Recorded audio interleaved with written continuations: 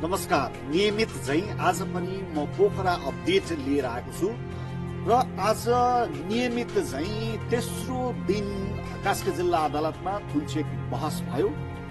आज प्रतिवादी बनाइएका पूर्व डीआईजी छविलाल जोशी, जो गोर्खा मिडिया नेटवर्कका तत्कालीन सञ्चालक हुनुहुन्थ्यो, उहाँका कानून व्यवसायी र प्रतिवादी बनाइएकी लीला पछाइका कानून व्यवसायीले बहस गरे। छविलाल जोशीका तर्फबाट र लीला पछाइका तर्फबाट आज तेस्रो दिन थुन्चेक बहसको तेस्रो दिन बहस भयो।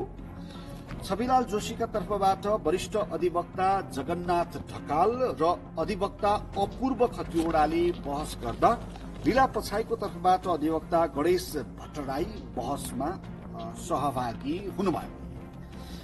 जोशीका तर्फबाट बहस गर्ने कानून व्यवसायीले मूलत 3-4 विषयलाई जोरदार रूपमा उठाएका छन्। एक, यो हदम्याद। दोस्रोमा यो सहकारीको ठगी भनेर जति हौवा पिटिए पनि सहकारी ठगी पुष्टि हुने अभियोग नल्याइएको सन्दर्भ। तेस्रो, संगठित अपराध र सम्पत्ति शुद्धिकरण त यति कमजोर तथ्य र प्रमाणहरूमा ल्याइएको छ कि यो अभियोग पुष्टि हुनै सक्दैन भन्ने सन्दर्भ र थुना मुक्त किन गर्नुपर्छ भन्ने सन्दर्भमा जोड दिएर उहाँहरूले बहस गर्नुभयो। म पहिलो हदम्यादका विषयमा बहसका क्रममा व्यक्त भएका विचारहरूलाई हामीले संक्षिप्त रूपमा टिपोट गरेका छौं, त्यसैलाई जोड दिएर भन्न चाहन्छु कि हदम्याद सहकारी ऐनको जुन सहकारी ऐन 2074 छ त्यसको दफा 132 ले हदम्यादको कुरा गर्छ। यो दफाले थाहा पाएको मितिले 90 दिनभित्र मुद्दा जिल्ला अदालतमा भनेको सम्बन्धित अदालतमा लगिसक्नुपर्छ भन्छ। सूर्यदर्शन सहकारी पीडितले 2080 साल माघ 22 गते रवि लामिछाने सहित 18 जना विरुद्ध जाहेरी दिएका थिए। सहकारी ऐनको दफा 132 अनुसार 90 दिनभित्र भनेको 2080 वैशाख 22 गते भित्र यो मुद्दा दर्ता भइसक्नु पर्थ्यो अदालतमा। यो एउटा हदम्याद नागेको सन्दर्भलाई विशेषतः छविलाल जोशीका कानून व्यवसायीले जोरदार रूपमा उठाउनु भएको छ। यदि यो रवि लामिछाने लगायत विरुद्ध पूरक जाहेरी दिएको मिति नगन्ने होला छोडिदिउँ, त्यो हदम्याद त नाग्यो। त्यसबाहेक संसदीय छानबिन विशेष समितिले प्रतिवेदन बुझाएको 2081 भदौ 31 लाई सरकारले जानकारीमा लिएको मिति मान्ने हो भने पनि त्यसको 90 दिनभित्र अर्थात् 2081 मङ्सिर 31 गतेभित्र मुद्दा दर्ता गरिसक्नु पर्थ्यो। तर सरकारले 2081 पुस 7 गते मात्रै मुद्दा दर्ता गर्यो। यस हिसाबले सहकारी ऐनको दफा 132 प्रतिकूल गएर यो मुद्दा ल्याइएको छ। मुद्दा दर्ता गर्ने बेलैमा अदालतले सावधानी अपनाएर यो मुद्दा दर्ता हुन सक्दैन भन्नु पर्थ्यो। तर अदालत त्यतिखेर अदालतले मुद्दा दर्ता गरिसकेको सन्दर्भमा अब बेन्चले हदम्याद नागेर ल्याएको यो मुद्दा अगाडि बढ्न सक्दैन भनेर भन्नुपर्छ भन्ने तर्क चाहिँ छविलाल जोशीका कानून व्यवसायीले प्रस्तुत गर्नु भएको थियो। यो हदम्यादको मुद्दा दर्ता गर्ने हदम्यादको सम्बन्धमा जुन सहकारी ऐन 2074 को दफा 132 सँग सम्बन्धित थियो। त्यसै गरी अर्को सन्दर्भ चाहिँ सूर्यदर्शन सहकारीबाट पैसा गोर्खा मिडियामा गयो भनिएको छ र त्यसैका आधारमा रवि लामिछाने, छविलाल जोशी लगायतलाई सहकारी ठग भनेर प्रचार गरिएको छ। तर जुन कम्पनीमा पैसा गएको भनिएको छ त्यो भनेको गोर्खा मिडिया नेटवर्क, त्यो कम्पनी विरुद्ध कुनै पनि दाबी गरिएको छैन। त्यो कम्पनी विरुद्ध कुनै पनि दाबी गरिएको छैन कि जुन कम्पनीमा पैसा गयो त्यो पैसा गएका कारण सहकारी ठगी भयो भनिएको छ।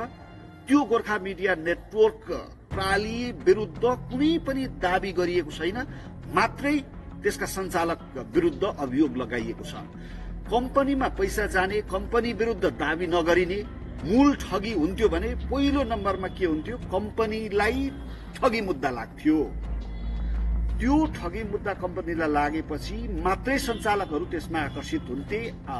तर कम्पनी गोर्खा मिडिया नेटवर्क विरुद्ध दाबी गरिएको छैन, त्यसका सञ्चालकहरू विरुद्ध मात्रै दाबी गरिएको छ, सहकारी ठगीको कसुर लगाइएको छ, अभियोग लगाइएको छ। यस अर्थमा यो बदनियतपूर्ण छ भन्ने उहाँहरूको तर्क छ। यदि सहकारी ठगीको मूल कसुरमा गोर्खा मिडिया प्रणाली विरुद्ध पनि दाबी गरिएको भए चाहिँ त्यसका सञ्चालकहरू स्वत तानिन्थे समय क्रममा, तर मूल कसुरमै गोर्खा मिडिया नेटवर्क प्रणाली विरुद्ध दाबी नगरिएका कारण यो मुद्दा अगाडि यथास्थितिमा बढ्न सक्दैन भन्ने उहाँहरूको तर्क थियो। कम्पनी विरुद्धै दाबी नपुग्नु र त्यसका सञ्चालक विरुद्ध मात्रै अभियोग लगाइनुमा कुनै न कुनै कोणबाट बदनियत छ, राज्यको दृष्टि गलत छ भन्ने उहाँहरूको तर्क थियो।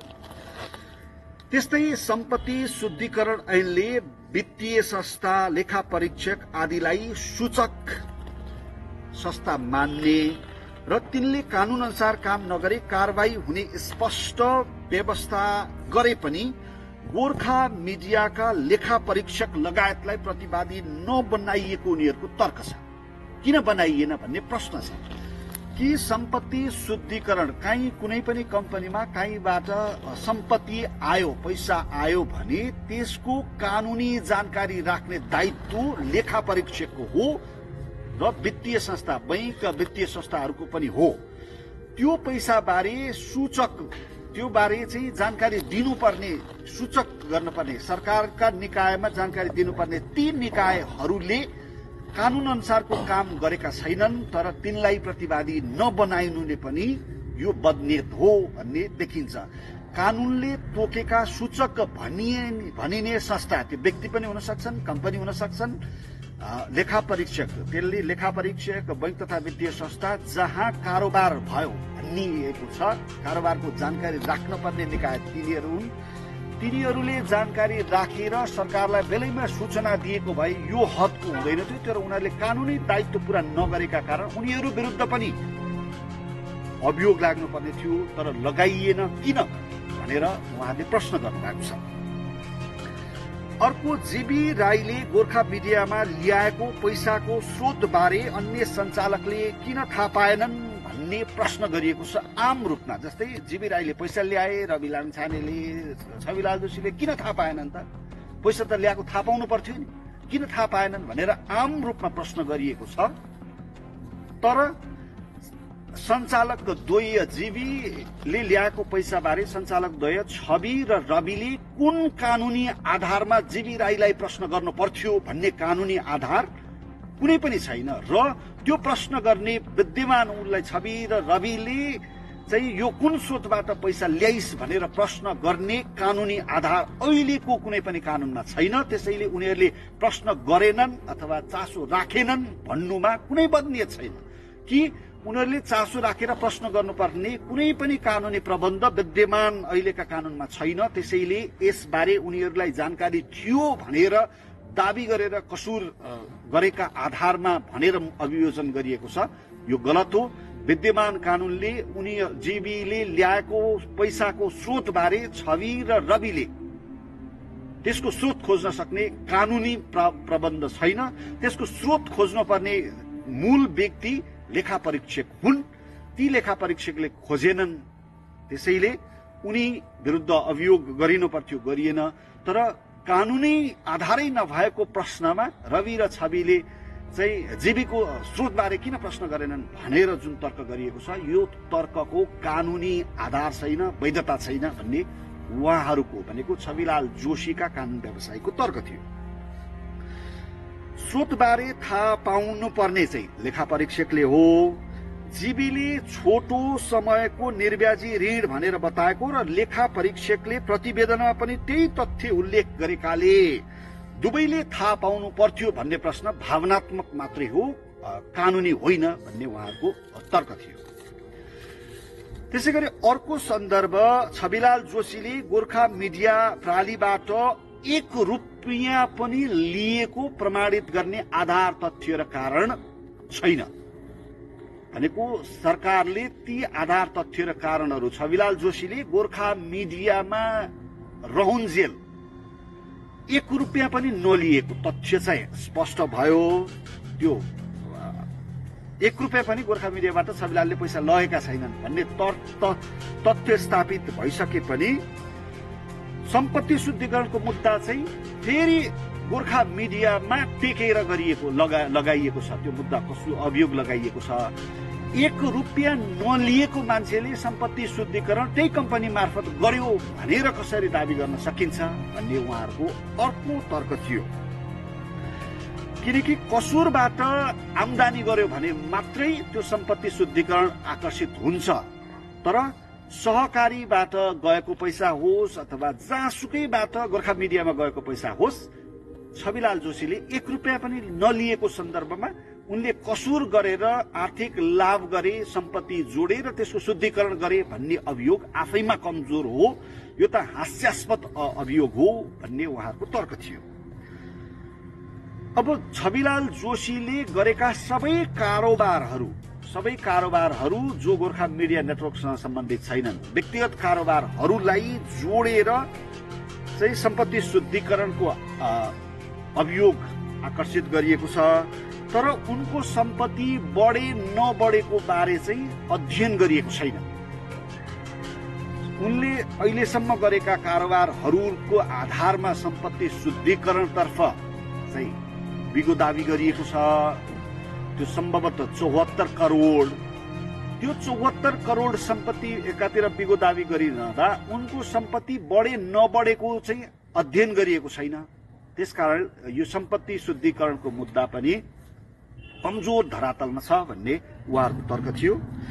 जस्तै मूल मुद्दा सहकारी ठगीमै पर्याप्त आधार र तथ्य छैन अभियोग प्रमाणित हुने भनेपछि अर्का सहायक 2 मुद्दा संगठित अपराध र सम्पत्ति शुद्धिकरण त झनै पुष्टि हुन सक्दैन। मूल कसुरै कमजोर भएको आधारमा अन्य 2वटा सहायक कसुरहरूमा मुद्दा लगाइएको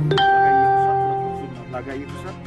सहकारी ठगी नै प्रमाणित नहुँदा यदि सहकारी ठगी प्रमाणित भयो भन्ने मात्रै संगठित अपराध शुद्धिकरण आकर्षित हुन्छ। तर ठगीमै आधार नभएका कारण यो संगठित अपराध र सम्पत्ति शुद्धिकरण तर्फ पुग्नुपर्ने मुद्दा नै होइन। तर बदनियतवश उहाँहरूको भन्नुभएको थियो साथी सहयात्री रवि लामिछानेलाई डाम्नु पर्ने कारणले तपाईँ पनि यो दुईटै मुद्दामा डामिनु भयो भन्ने उहाँहरूको तर्क थियो। कि जसरी पनि रवि लामिछानेलाई मुद्दा चलाउनु पर्ने, रवि लामिछानेलाई धेरैभन्दा धेरै हिरासतको बसाई राख्नुपर्ने बदनियतका कारण तपाईँ विरुद्ध पनि 3वटा मुद्दा चले। यसमा तपाईको दोष भन्दा पनि रवि लामिछानेलाई चाहिँ बदनियतपूर्वक उनलाई फसाउने जुन षड्यन्त्र थियो त्यसकै शिकार तपाईँ हुनुभएको हो। मुद्दा त्यसरी चलेको हो भनेर इजलासमा उहाँका कानून व्यवसायीहरूले दावी गर्नुभएको थियो।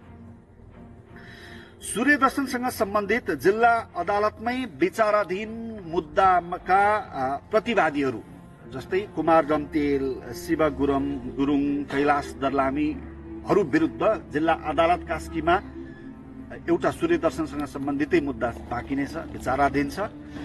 त्यो मुद्दाको थुन्सेको बहस हुँदा उनीहरूलाई पूर्वपक्षमा पठाइएका कारण यहाँ अलि जोड दिएर भन्नुपर्ने, अघिल्लो मुद्दाका प्रतिवादीहरूलाई पूर्वपक्षका लागि थुनामा पठाइएका कारण सूर्यदर्शनसँग सम्बन्धित यो मुद्दाका प्रतिवादीहरूलाई पनि थुनामा पठाउनु पर्छ भन्ने तर्क वादी पक्ष भने सरकार तर्फबाट भइरहेकाले प्रतिवादीका तर्फबाट छविलाल जोशीका कानून व्यवसायीले फलानुलाई पठाइयो भन्ने आधारमा अर्कोलाई पनि त्यही चाहिँ सजाय दिनुपर्छ, पूर्वपक्षमा पठाउनुपर्छ भन्ने दाबी हुँदैन।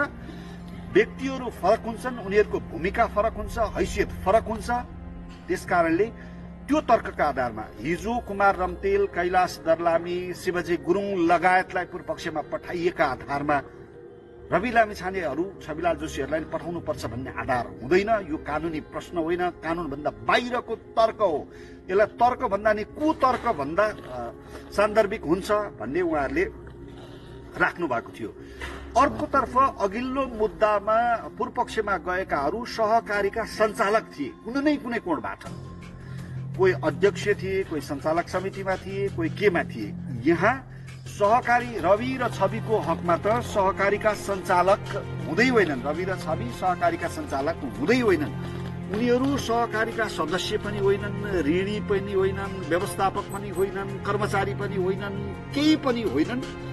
कुनै व्यक्तिले कृत्य गरिदिएका कारण उनीहरू सहकारीसँग सम्बन्धित भए भनेर प्रचार गरिएको। त्यसैले अघिल्लो मुद्दामा अदालतले जे आदेश गर्यो पक्षका लागि पठाउने, त्यही आदेशको निरन्तरता यो मुद्दामा पनि हुनुपर्छ भनेर वादी नेपाल सरकारका तर्फबाट गरिएको दाबी स्वत खण्डन हुन्छ। अघिल्लो मुद्दाका प्रतिवादीहरूको हैसियत र यो मुद्दाका प्रतिवादीहरूको हैसियत फरक हो। त्यसकारणले यो सम्भव छैन, यो हुँदैन भनेर उहाँले पूर्वपक्षमा होइन छोड्नुपर्छ भन्ने उहाँको तर्क थियो। त्यस्तै सर्वोच्च अदालतले कुनै पनि व्यक्तिलाई थुनामा राख्नुपर्ने परिस्थिति अपवाद हो, कुनै पनि व्यक्तिलाई थुनामा राख्नुपर्ने परिस्थिति अपराध हो, उसले थुना बाहिरै बसेर आफू विरुद्ध लगाइएको अभियोगमा सफाई पेश गर्न पाउने अधिकार राख्छ भन्ने व्याख्या गरिरहेको सन्दर्भमा अब फेरि रवि छवि लगायतलाई थुनामै पठाउनुपर्छ भनेर कुतर्क गर्नु भनेको सर्वोच्च अदालतले गरेको त्यो व्याख्या प्रतिकूल हुन्छ। त्यसकारणले यो हिजोको घटनालाई जोडेर आज पनि त्यसै अनुसार गरिनुपर्छ भनेर माग दाबी गर्नु गलत हो भनेर छविलाल जोशीका कानून व्यवसायीहरूले तर्क गर्नु भएको छ। सम्भवतः यस्तै तर्कहरू रवि लामिछानेका कानून व्यवसायीहरूले पनि गर्नेछन्, किनकि लगभग समान खालका अभियोग छन्, घटनाका प्रकृति एउटै छन्, बदनीयतका दृश्यहरू लगभग यस्तै छन्। त्यसकारणले रवि र छविका कानून व्यवसायीहरूका तर्कहरू लगभग समान हुनेछन्। अब आज दाबी गरिएका, तर्क गरिएका, बहस गरिएका सन्दर्भमा म केन्द्रित भए। अब आइतबार फेरि प्रतिवादी छविलाल जोशीका कानून व्यवसायीले बहस गर्नेछन्। उनका तर्फबाट आइतबार वरिष्ठ अधिवक्ता सतीश कृष्ण खडेल र शम्भु थापाले बहस गर्ने भनिएको छ। त्यसपछि आइतबार सम्भवतः खाजा समयपछि रवि लामिछानेका कानून व्यवसायीहरूले बहस सुरु गर्नुहुनेछ। सम्भवतः 1.5-2 दिन रवि लामिछानेका कानून व्यवसायीहरूको तर्फबाट, कम्तीमा 1.5 दिन उहाँका कानून व्यवसायीहरूले थुन्चेक बहस गर्नुहुनेछ। रवि लामिछानेका तर्फबाट वरिष्ठ अधिवक्ताहरू सुशील कुमार पन्त, डाक्टर नारायण घिमिरे, हरि सुवेदी, सुरेन्द्र थापा, रोहित वास्तोलाले बहस गर्नुहुनेछ। त्यसैगरी रवि लामिछानेका तर्फबाट अधिवक्ताहरू राजेन्द्र सेनाई, नारायण दत्त कणेल, सूरज बस्नेत, सुध्यज्ञ पन्त लगायतले पनि रवि लामिछानेका तर्फबाट बहस गर्नुहुनेछ। सम्भवतः यो रवि लामिछानेका तर्फबाट बहसको सुरुवात आइतबार खाजा समयपछि हुनेछ। त्यसपछि कम्तीमा 1.5 दिन बहसको लागि समय लाग्ने उहाँले बताउनु भएको छ। त्यसकारणले अब यो रवि लामिछाने लगायत 7 जना रवि लामिछानेको बहस सकिएपछि पनि अझै 2 जना प्रतिवादीहरूका तर्फबाट बहस गर्नुपर्ने हुनेछ। अझै 3 जना प्रतिवादीहरूका तर्फबाट बहस हुनेछ। त्यसपछि मात्रै सबै प्रतिवादी अहिलेका हकमा अदालत प्रस्तुत गरेका 7 जना प्रतिवादीहरूको हकमा बहस सकिएपछि मात्रै अदालतले आदेश दिनेछ। त्यो आदेशका आधारमा रवि लामिछाने लगायत सबै पनि नहुन सक्छन्, केही व्यक्ति हुन सक्लान्। रवि लामिछाने लगायतलाई कि साधारण तारिकमा छोड्ने, कि धरौटीमा छोड्ने, कि पूर्व पक्षका लागि हिरासत थुनामा पठाउने भन्ने एउटा आदेश हुनेछ। अहिलेका प्रारम्भिक तथ्य र कारणहरूले मुद्दा चाहिँ अत्यन्त कमजोर रहेको प्रतिवादीका कानून व्यवसायीहरूले तर्क गरिरहेको सन्दर्भमा अदालतले के आदेश देला भन्नेमा चौतर्फी चासो छ। यो चासो हामी निरन्तर सम्बोधन गर्ने प्रयास गरिरहन्छौँ। आजलाई पोखरा अपडेट र अदालती प्रक्रिया बहस बारेको जानकारी यति नै।